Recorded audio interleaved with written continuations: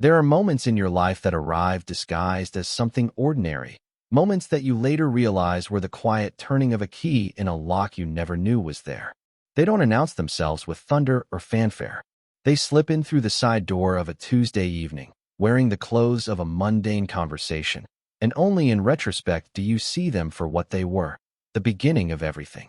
For me, that moment smelled of cheap beer, stale pizza, and the faint, sharp scent of chlorine that always clung to Caleb like a second skin. It was a moment that began with an accusation and ended with a claim, a bizarre and tender act of vandalism that redrew the map of my entire world. It was the moment he saw the faint, foolish bruise on my neck, a meaningless mark from a meaningless night out, and decided, with a gravity that stole the air from my lungs, that it did not belong there. The mark itself was pathetic, a pale, violet ghost on the side of my neck, just below my jawline. It was the regrettable souvenir of a night I had spent trying to feel something other than the chronic, low-grade ache of loving my best friend. I'd gone out with a few guys from my photography course, ended up at a loud, sticky bar, and let someone I barely knew kiss me in a corner. It was clumsy and hollow, a pantomime of affection that had only served to make me feel more profoundly alone. I had woken up with a headache and this faint, embarrassing stain, a testament to my failure to connect with anyone, with anything, that wasn't Caleb.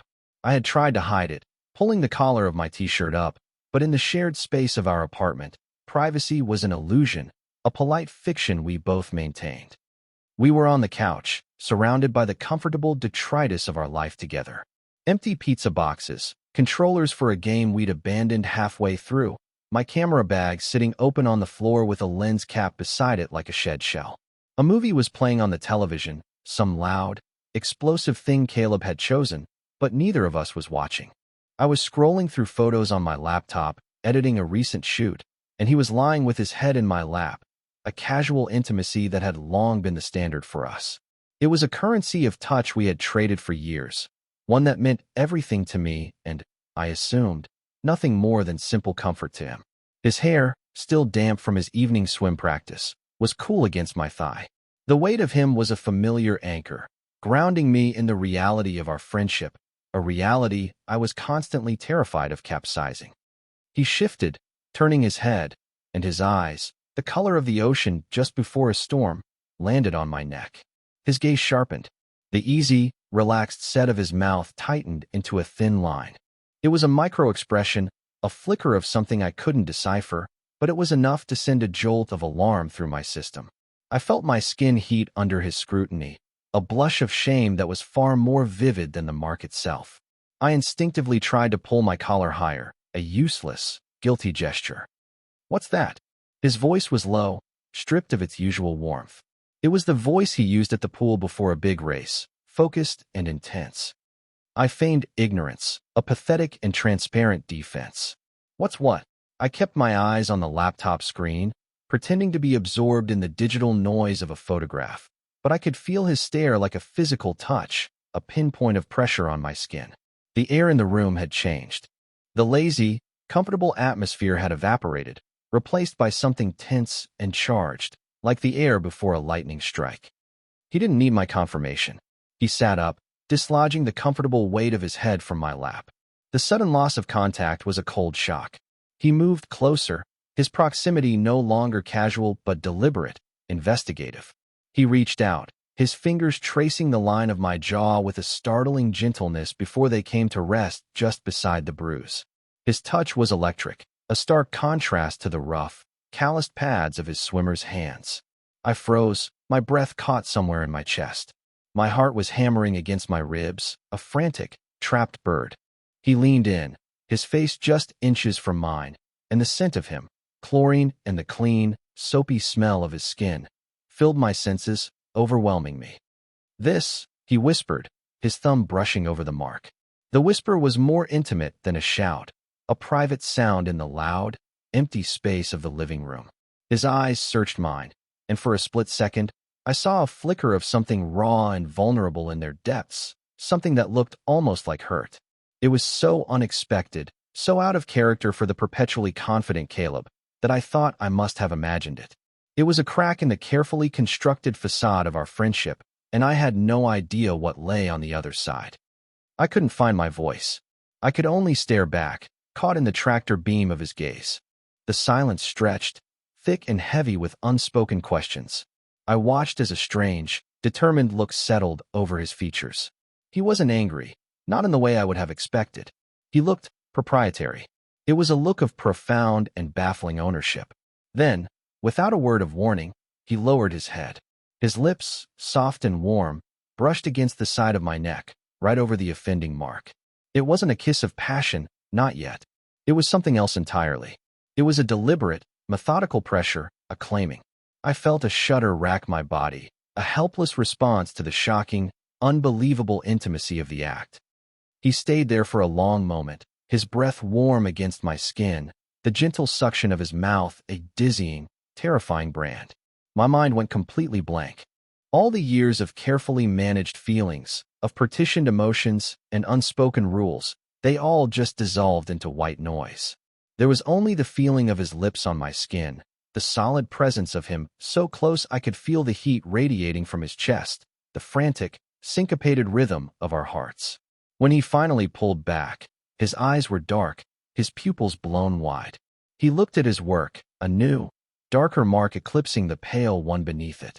A flush had risen on his cheeks, a mirror of the heat I felt coursing through my own veins. He met my gaze again, and a ghost of a smile, something fragile and uncertain, touched his lips. "There," he said, his voice a low, rough murmur that vibrated through my entire being. "Fixed it." And with those 3 words, the key turned. The lock clicked open, and I knew, with a terrifying, exhilarating certainty, that nothing would ever be ordinary again. To understand the sheer magnitude of that moment, the seismic shift it represented, you have to understand the foundation upon which our friendship was built. It was a structure I had painstakingly designed for safety, for longevity. Caleb was not just a friend. He was the singular, load-bearing pillar of my entire emotional architecture. To risk him was to risk total collapse. We had met during the first week of freshman year, 2 mismatched puzzle pieces assigned to the same cramped dorm room. He had arrived like a summer storm, all boundless energy and easy laughter, his belongings a chaotic jumble of swim gear, crumpled clothes, and posters of bands I'd never heard of. He filled the small space with his presence, his voice echoing off the cinder block walls as he unpacked, talking a mile a minute about his recruitment to the university swim team, his hometown, his dog. He was sunlight condensed into human form, bright and warm and impossible to ignore. I, on the other hand, had arrived like a fog, quiet and unobtrusive. My side of the room was neat, my books stacked in precise order, my camera and its lenses laid out on my desk like surgical tools. I was a creature of observation, more comfortable behind a lens than in the middle of a conversation. I had spent most of my life watching the world from a safe distance, documenting it in silver halide and pixels, and I had learned to make myself small, to blend into the background.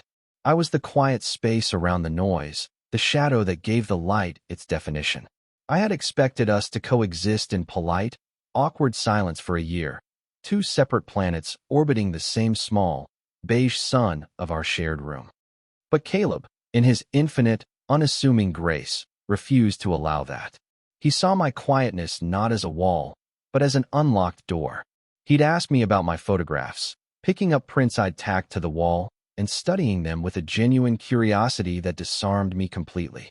He'd point to a stark black and white landscape and say, "How do you make the clouds look so heavy?" Or he'd study a street portrait and ask, "What were they thinking right then, do you think?" He didn't just look at my work. He tried to see through my eyes. He drew me out of my shell not by pulling, but by simply making the world outside seem warmer and more inviting. He'd drag me to team dinners, introducing me as Leo, my roommate. "He's a genius. Seriously, you have to see his photos." He made my quietness feel not like a deficit, but like a different kind of strength. And I, in turn, found myself fascinated by his world. I started going to his swim meets, not out of obligation, but because I was captivated by the sheer power and grace of it. I'd sit in the humid, chlorine-scented air of the natatorium, my camera in my lap, and watch him. In the water, he was transformed. The restless, Boundless energy he carried on land became focused, a streamlined, hydrodynamic force. I learned the language of his sport, the explosive start off the blocks, the clean break of the water, the rhythmic churn of his arms, the desperate, gasping turn at the wall. I started taking pictures of him, trying to capture that transformation, the way the water reshaped the light around him, the tension in his muscles, the look of pure, animal exhaustion and triumph on his face when he finished a race. He became my favorite subject, a study in motion and light. It was somewhere in that first year, between the late-night talks in our room and the early mornings at the pool, that my feelings for him began to change. It wasn't a sudden shift, but a gradual deepening, like the way a photograph develops in the tray, the image slowly emerging from the gray ether, becoming clearer and more defined until it's the only thing you can see. It started as admiration, then bloomed into a deep, abiding affection, and finally, quietly, settled into love. It was a hopeless, terrifying love because Caleb was, by all accounts, relentlessly and effortlessly straight. He had a rotating cast of girlfriends, bright, cheerful girls who seemed to orbit him just as I did. He treated them with a kind, casual affection that I envied with a fierce, silent ache. So I did what I had always done. I hid. I built a fortress around my heart, brick by careful brick. The foundation of our friendship was too precious to gamble with. Losing him as a friend because I wanted something more was a risk I was unwilling to take. It would have been like losing the sun. So I became the perfect friend, the keeper of secrets, the quiet confidant, the one he came to when he fought with his girlfriend of the month. I learned to listen to him talk about them, to offer neutral, supportive advice, all while my own heart was quietly breaking. I perfected the art of the platonic touch, the shoulder clap, the one-armed hug, calibrating each one to be warm, but not too warm, friendly, but not intimate. I became a master of emotional camouflage. After graduation, the thought of not living with him was unbearable, so we found an apartment together. It was a natural, easy decision for him. For me, it was a conscious choice to remain in the warm, painful glow of his orbit. Our lives settled into a comfortable rhythm. He got a demanding job as a software consultant that had him traveling frequently, but he still swam, joining a master's league, chasing the black line on the bottom of the pool as a way to burn off the stress of his corporate life. I pursued photography, scraping by with freelance gigs, portrait sessions, and the occasional gallery show. Our apartment was our sanctuary, the one constant in our messy, post-collegiate lives. It was filled with my camera equipment and his swim medals, a physical manifestation of our two worlds colliding. By the time of the Hickey incident, as I came to call it in my head, we had been living together for 3 years, and I had been in love with him for nearly 7. He was dating Sarah, a kind, intelligent woman from his work whom he'd been with for over a year. It was the most serious he'd ever been about anyone. I had convinced myself that this was the final state of things. Caleb would marry Sarah. I would be the best man at their wedding, the cool uncle to their future children, and I would spend the rest of my life tending to the secret, walled garden of my love for him. I had made my peace with it, or so I told myself. I had accepted the architecture of my life, with its one, beautiful, inaccessible room. That night on the couch, when he covered my meaningless bruise with his own meaningful one, he didn't just lean over and kiss my neck. He took a sledgehammer to the cornerstone of the fortress I had spent years building.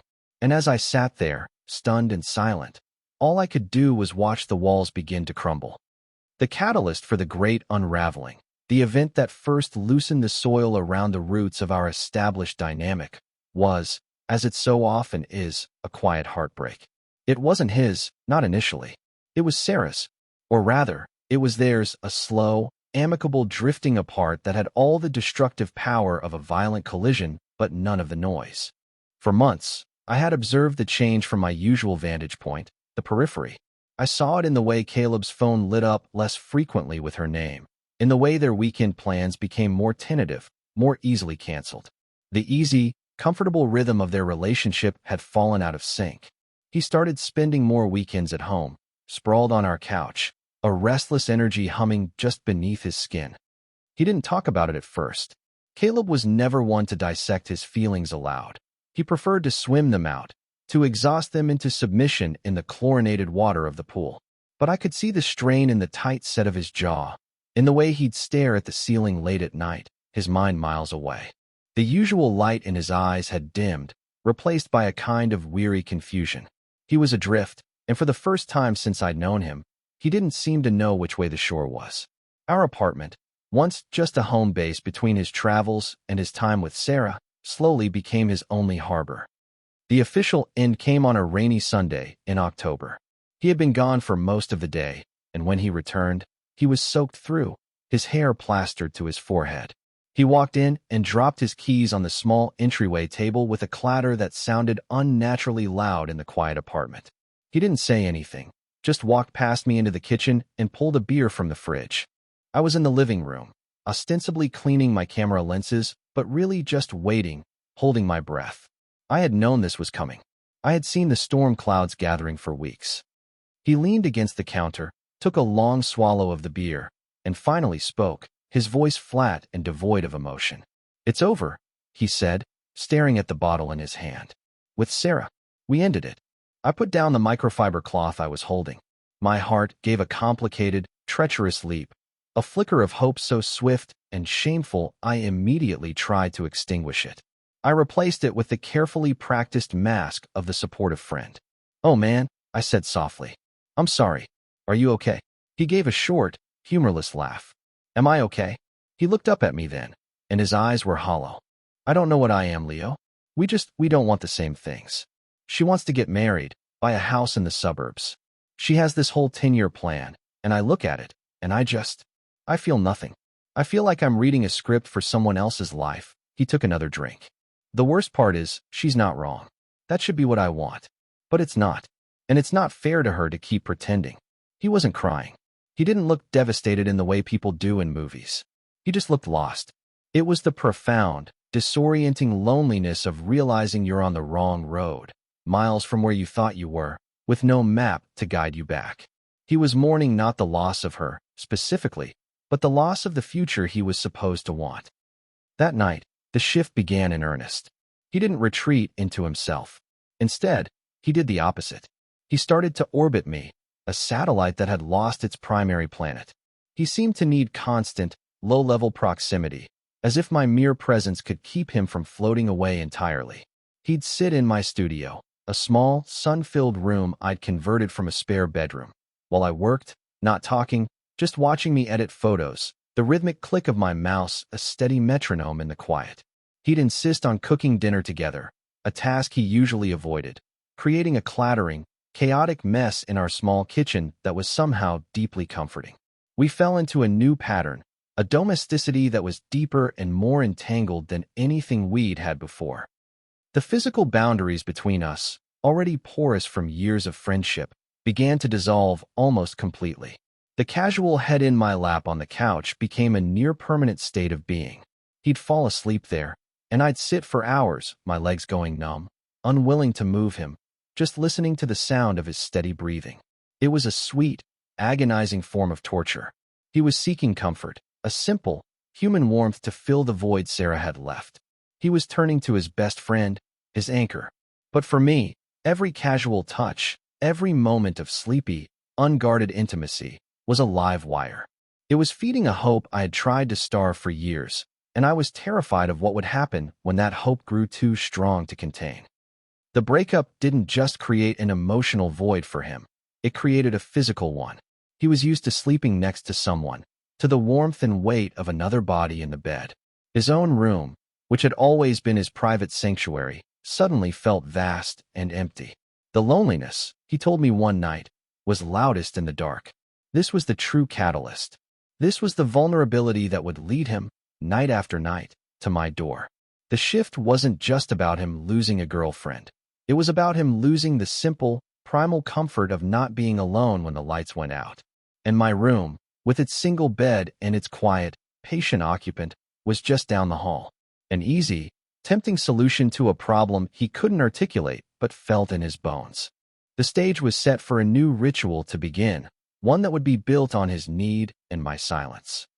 The ritual began, as most profound changes do, with a quiet knock. It was a few weeks after the breakup, well past midnight. A storm was raging outside. the wind rattling the old windows of our apartment building, the rain lashing against the glass. I was in bed, reading, the soft glow of my bedside lamp creating a small circle of warmth in the darkness. I had assumed Caleb was asleep. His light had been off for hours. The knock was hesitant, barely audible over the sound of the storm. Tap, tap, tap. It was so tentative that for a moment, I thought I'd imagined it. Caleb, I called out, my voice soft. The door creaked open a few inches. His silhouette filled the gap, a darker shape against the dim light of the hallway. Hey, he whispered. You awake? Yeah. What's up? Everything okay? He stood there for a long moment, clutching the edge of the door like a lifeline. I can't sleep, he said, and his voice was small, stripped of all its usual confidence. It was the voice of a child afraid of the dark. It's too quiet in my room. It's stupid. It's not stupid, I said immediately. I sat up, closing my book. Want to hang out for a bit? Until you get tired. He seemed to sag with relief. Yeah. If you don't mind, he slipped into the room, closing the door softly behind him, and the sound of the latch clicking shut felt strangely significant, as if he were sealing us into a new, private world. He didn't turn on a light. He just crossed the room and sat on the edge of my bed, his back to me. He was just a shape in the gloom, his broad shoulders slumped. We sat in silence for a while, the only sounds the storm outside and the quiet hum of our shared breathing. He didn't talk about Sarah, or the breakup, or anything important. He talked about a frustrating project at work, about a new swimmer on his master's team who was impossibly fast. It was mundane, everyday talk, but it was freighted with a desperate need to fill the silence. I just listened, offering quiet affirmations, my presence a steady, non-judgmental anchor in his sea of restlessness. After about an hour, his words slowed, his sentences began to trail off, and his head started to nod. You should probably get to your own bed, I murmured, my voice gentle. He flinched, as if waking from a dream. Right? Yeah, but he didn't move. He just sat there, his shoulders tense. Finally, he spoke, his voice so low I could barely hear it. Leo, would it be weird if I just stayed here? Just for tonight. On top of the covers. I really don't want to be alone. My heart did a slow, painful flip in my chest. This was it. A line. He was asking to cross it, but he was giving me the power to say no. I could have said it was weird. I could have insisted he go back to his own room, re-establishing the boundary he was trying to blur. It would have been the safe thing to do, the self-protective thing. But looking at his slumped form, hearing the raw vulnerability in his voice, I couldn't do it. The part of me that loved him, the part one had kept locked away for so long, was stronger than the part that was afraid. It's not weird, I lied. It was the weirdest, most terrifying, most wonderful thing that had ever happened. Here, I shifted over, making space for him. Lie down. He exhaled, a long, slow sigh of pure relief. He stretched out on his back on top of my comforter, his hands laced behind his head, staring up at the ceiling. He was careful to keep a clear channel of space between us, a buffer zone of several inches. But it didn't matter. His presence was overwhelming. The heat of his body radiated across the small gap, warming the cool night air. The scent of him, that familiar mix of soap and faint chlorine, was a potent, intoxicating perfume. I lay on my side, facing him, my body rigid with a mixture of terror and bliss. We were a few inches apart, two continents separated by a narrow, electric sea. Within minutes, the steady, rhythmic sound of his breathing filled the room. He was asleep. I, on the other hand, lay awake for the rest of the night, watching him, my heart a chaotic drum against the quiet backdrop of the storm. That was the first night. The second night, there was no storm, no dramatic preamble. Just the same, soft knock around midnight. This time, he didn't hesitate at the door. He came in, sat on the bed, and after a few minutes of quiet, asked, "Is it okay?" I just nodded, and he slipped under the covers. The pretext of staying on top was gone. This time, he lay on his side, his back to me. The space between us was smaller, almost non-existent. I could feel the warmth of his back against my front, a solid line of heat from his shoulders to his knees. I held my breath, afraid that even the slightest movement would break the spell. I was acutely aware of every single point of contact, the way the fine hairs on my arms prickled where they brushed against the cotton of his t-shirt. It was exquisite agony. This became our ritual. It was an unspoken arrangement, a nightly migration. He would finish his work or come home from the pool, and we would go through the motions of our evening: dinner, television, talking. Then we'd say goodnight, and he would go to his room and I to mine. And I would wait. I'd lie in my bed and read, my ears tuned to the sounds of the apartment. I'd hear his shower, the soft thud of his door closing. And then, after a period of silence that could last anywhere from 10 minutes to an hour, I would hear the floorboards in the hallway creak. My door would open, and he would slip inside, a silent shadow moving through the dark. He never had to ask again. His appearance at my door was the question, and my silence, the space I made for him in the bed, was the answer. The ritual evolved, its unspoken rules subtly changing night by night. The careful distance he initially maintained eroded over time. It began with an accidental touch in the night, his hand falling against mine, his leg brushing my own. He wouldn't pull away. Then came the first time he turned over in his sleep and threw an arm over my waist, pulling me against his chest. I froze, my body going rigid, my mind screaming. He was asleep, I told myself. It was an unconscious movement. It meant nothing. But his arm stayed there all night, a heavy, warm weight that felt like a brand. My body, against my will, eventually relaxed into his hold, my head finding the natural curve of his shoulder. I fell asleep nestled against him, and when I woke up in the morning, we were still tangled together. He woke a few moments after me, his eyes blinking open slowly. He looked at our position, his arm around me, my back pressed against his chest. A flicker of something, confusion, embarrassment, crossed his face, but he just mumbled a sleepy "mornin'," disentangled himself, and padded out of the room as if nothing had happened. We never spoke of it. We never acknowledged the nights. In the morning, we would make coffee, talk about our plans for the day, and operate as we always had, as roommates, as friends. The nights were a separate reality, a silent, secret world that existed only in the darkness of my bedroom. It was a world of shared warmth and stolen intimacy, a world where he was mine in a way he never was in the light of day. For him, I convinced myself, it was about comfort. It was a human hot water bottle, a way to keep the loneliness at bay. For me, it was everything. Each night was a gift and a torment. I was living out a fantasy I never believed would be possible, but it was built on a foundation of ambiguity and plausible deniability. I was a darkroom, and he was the latent image, the potential of a photograph I was terrified to expose to the light, for fear that it would turn out to be nothing at all. The tension was building, a static charge in the air between us, and I knew, with a bone-deep certainty, that it couldn't last. Something had to develop, or something had to break. The breaking point arrived on a night that was utterly unremarkable, which, in retrospect, feels fitting. There was no storm, no external drama, no discernible reason for this night to be different from the dozens that had preceded it. It was just a quiet Wednesday. The ritual had proceeded as usual. We'd eaten takeout, watched a documentary about deep-sea exploration, and said our goodnights. He had gone to his room, and I to mine. I was lying in bed, the familiar, anticipatory tension thrumming through me, waiting for the creak of the floorboards, the soft click of my door. He arrived about 20 minutes later, a silent shadow slipping into the room. He slid into bed behind me, his familiar warmth a welcome shock against the cool sheets. He settled on his side, his body a familiar presence at my back. But tonight, something was different. The air was thick with a new kind of tension, a palpable, vibrating energy that went beyond the usual unspoken yearning. He wasn't settling. I could feel the restlessness in him, a subtle rigidity in the way he held himself. He wasn't falling into the easy, slow breathing of impending sleep.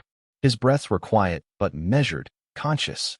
I lay perfectly still, my own breathing hitched in my throat, my entire being focused on the space behind me.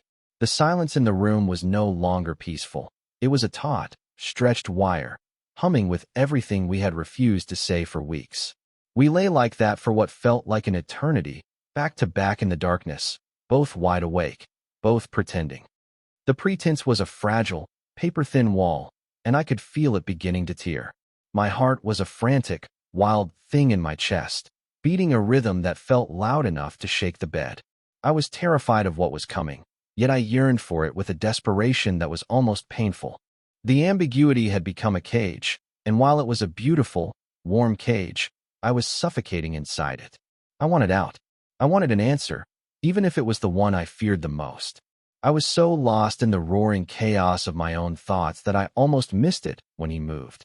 It was a small shift, the rustle of sheets, and then his hand, warm and hesitant, came to rest on my hip. It wasn't an accident. It wasn't the clumsy, sleepy gesture of a man half-conscious. It was a deliberate, questioning touch. His fingers were still, resting on the thin cotton of my pajama pants, a point of searing heat. I didn't breathe. I couldn't. My entire universe had contracted to that single point of contact. After a moment, his thumb stroked my hip, a slow, tentative caress. It was a question, asked in a language older than words. My response was just as silent. I didn't pull away. I didn't flinch. I leaned back into his touch, a fractional, almost imperceptible movement, but it was enough. It was an answer.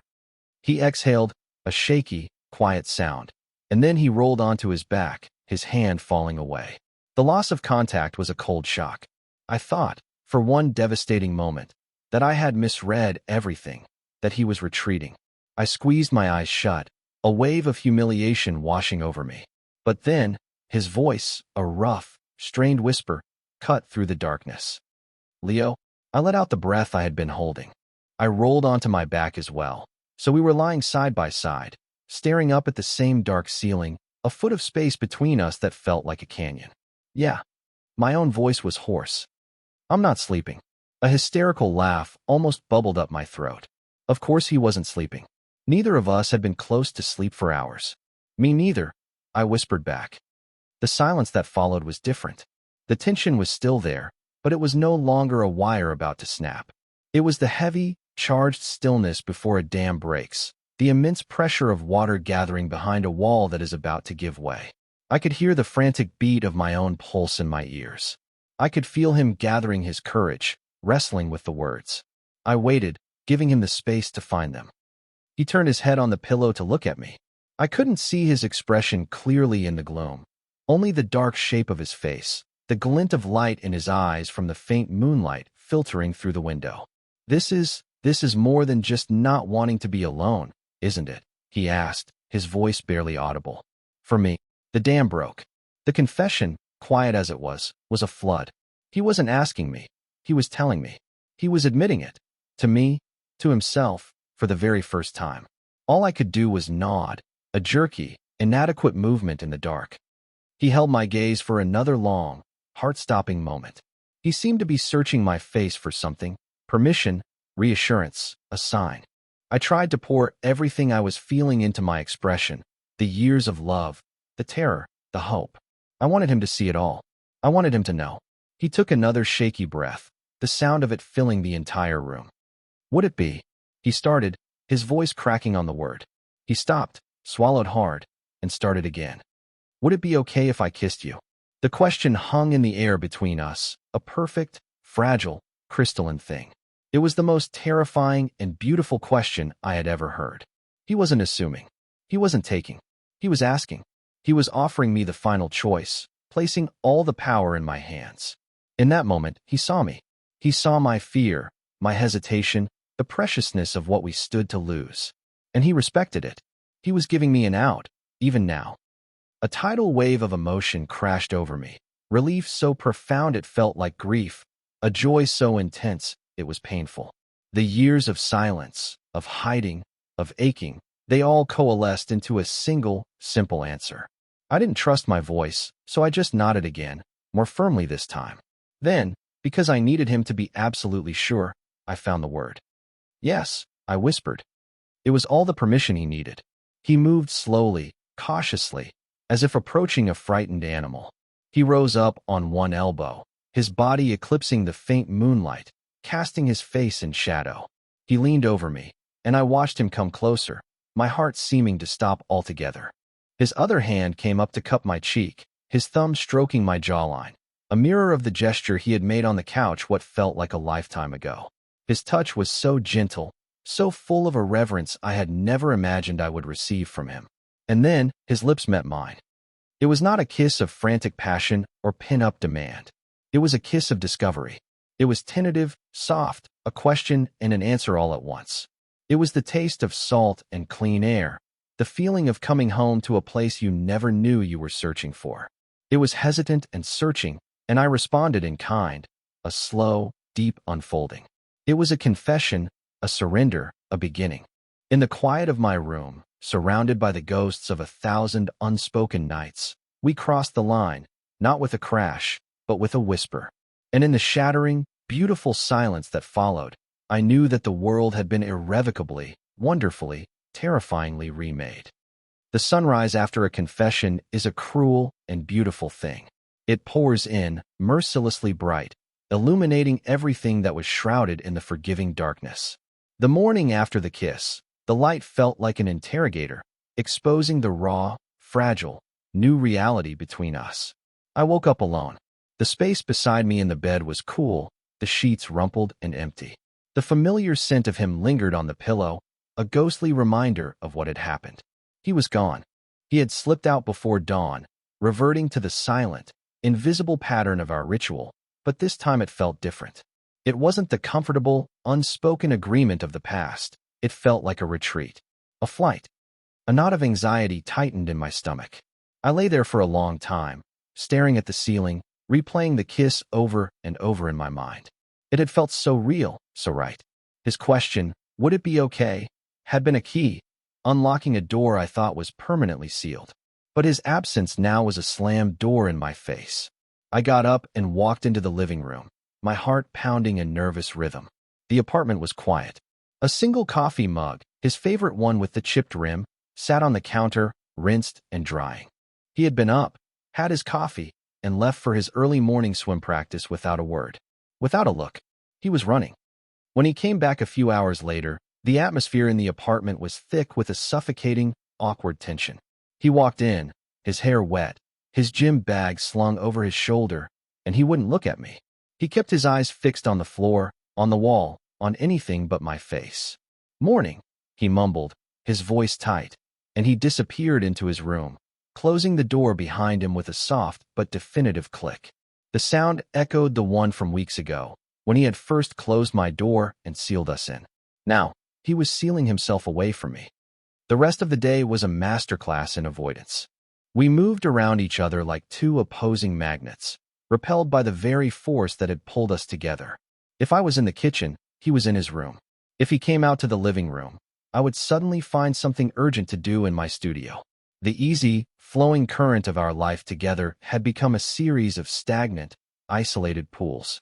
The silence wasn't comfortable or contemplative. It was a weapon, a heavy, suffocating blanket of unspoken fear and regret. His fear, my regret. By evening, I couldn't take it anymore. The hope that had bloomed so brightly in my chest the night before was wilting, turning into a bitter, painful ache. I felt like a fool, a convenience, a temporary port in his emotional storm that he was now abandoning as the skies cleared. The hurt was sharp, but underneath it, a slow, simmering anger began to build. Anger at him for his cowardice, but also at myself, for letting myself believe. I found him in the kitchen, staring into the open refrigerator as if it held the answers to the universe. His shoulders were tense, his entire posture a study in defensive withdrawal. I stood in the doorway, my arms crossed. "Are you going to talk to me?" I asked. My voice was quieter than I intended, but it held a core of steel. He flinched, but he didn't turn around. "About what?" he said, his voice muffled by the fridge. "Don't do that, Caleb," I said, my voice rising slightly. "Don't pretend last night didn't happen. Don't treat me like I'm some dirty little secret you're ashamed of this morning." He finally closed the refrigerator door and turned to face me. The look on his face wasn't anger. It was pure, unadulterated panic.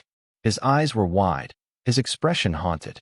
"Leo, he started, then stopped, running a hand through his damp hair. "I'm sorry. About last night. I was confused. I shouldn't have done that. It was a mistake." Every word was a physical blow. A mistake. Confused. The clinical, dismissive words he used to describe what had felt like a moment of profound truth were devastating. The anger I'd been feeling dissolved, replaced by a cold, hollowing wave of hurt. I had been right. I was a convenience. An experiment. My carefully constructed fortress, The one he had smashed his way into, now lay in ruins around me, and I was standing exposed and wounded in the rubble. A mistake, I repeated, my voice flat. Was it a mistake when you came to my room every night for the past month? Was it a mistake when you put your arm around me in your sleep? Was it a mistake when you kissed my neck on the couch and told me you fixed it? Which part was the mistake, Caleb? Or was it all just one big, convenient mistake for you? He recoiled as if I had struck him. No, he said, his voice cracking. It's not like that. It's not you. It's me. I'm so messed up right now, Leo. After Sarah, I don't know what I'm doing. I leaned on you. I used you. And that's not fair. You're my best friend. I can't ruin that. He looked utterly miserable, trapped in a cage of his own making. And in that moment, seeing the genuine torment on his face, my hurt gave way to a sudden, painful clarity. He wasn't running from me. He was running from himself. He was running from the implications of what he was feeling, from a truth about himself that he wasn't ready to face. The kiss hadn't just been a line for me. It had been a line for him, and crossing it had terrified him. He was trying to shove the feelings back into the box, to restore the old, safe order of things, because the new reality was too frightening to contemplate. He wasn't rejecting me. He was rejecting a part of himself. My anger evaporated, replaced by a deep, weary sadness for both of us. But I couldn't let him do this. I couldn't let him retreat into denial and leave our friendship, our everything, in this broken, unspoken wasteland. I had been the quiet observer for 7 years. It was time to stop observing and start fighting for something. You think this is how you save our friendship? I asked, my voice soft again, but insistent. By pretending? By hiding in your room and treating me like a stranger? You think that won't ruin us faster than anything else? I've spent years being quiet, Caleb.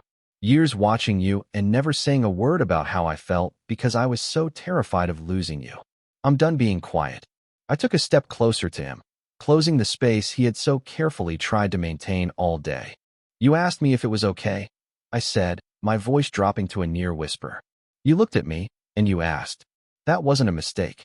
That was the most honest thing that has happened between us in years. And you can't take it back. So stop trying. Stop running. Whatever this is, whatever you're feeling, whatever you're afraid of, we deal with it. Together. But you have to talk to me. You have to stop hiding. Tears welled in his eyes. A sight so rare, it was like seeing a statue weep. He stared at me, his carefully constructed defenses crumbling under the weight of my words. He looked from my eyes to my mouth and back again, his own expression a chaotic storm of fear, confusion, and a dawning, terrifying hope. He didn't say anything. He just closed the remaining distance between us and wrapped his arms around me, burying his face in the crook of my neck. His body was racked with a single, silent sob. I held him, my own arms wrapping around his strong back, holding him tight. It wasn't a solution. It wasn't an answer. But it was a start.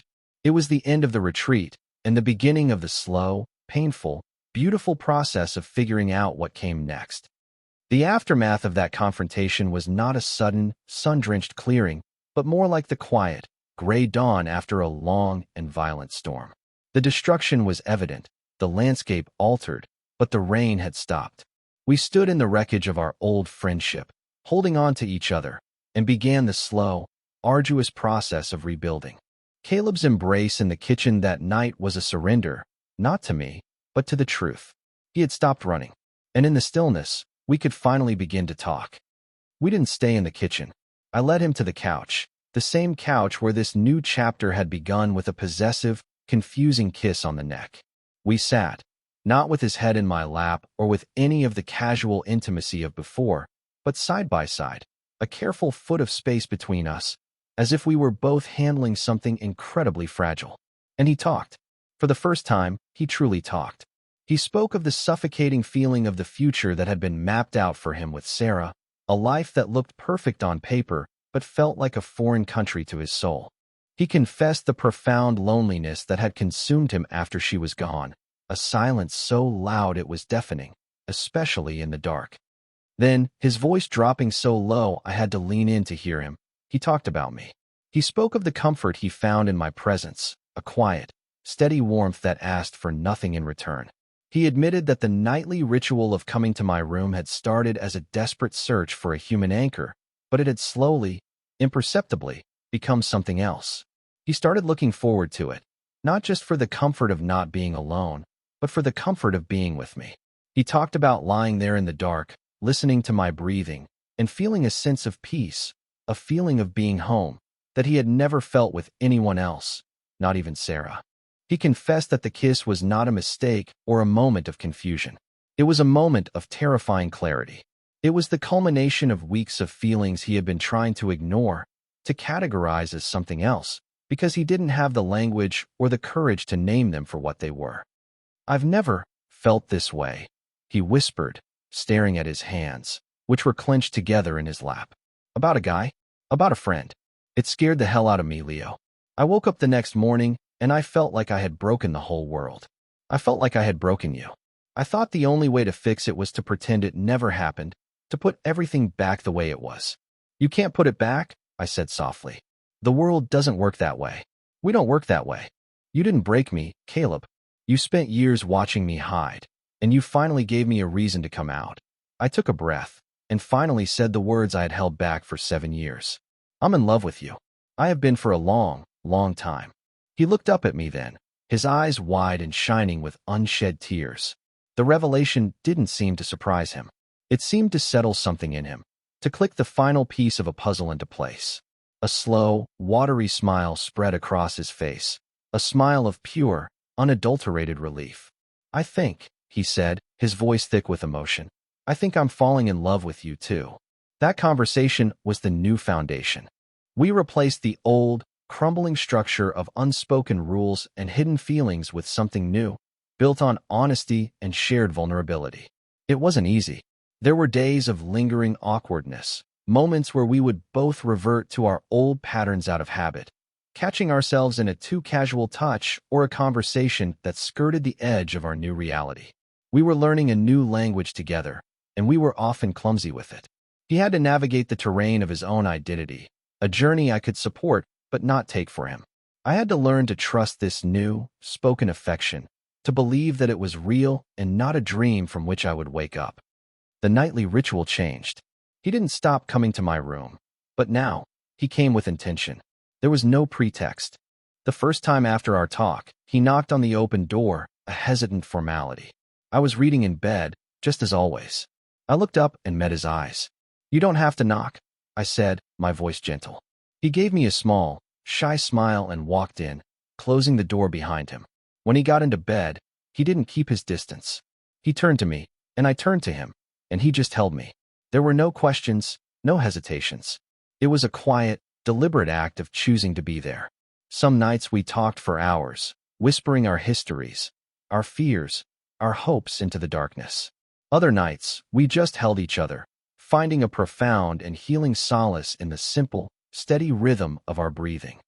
Our domestic life slowly reformed around this new truth. The change was subtle to any outside observer, but to us, it was monumental. It was in the way he'd kiss my temple when he passed me in the kitchen while I was making coffee. It was in the way my hand would find his when we were sitting on the couch, our fingers lacing together naturally, without thought. It was in the way we looked at each other across a room, a silent conversation passing between us.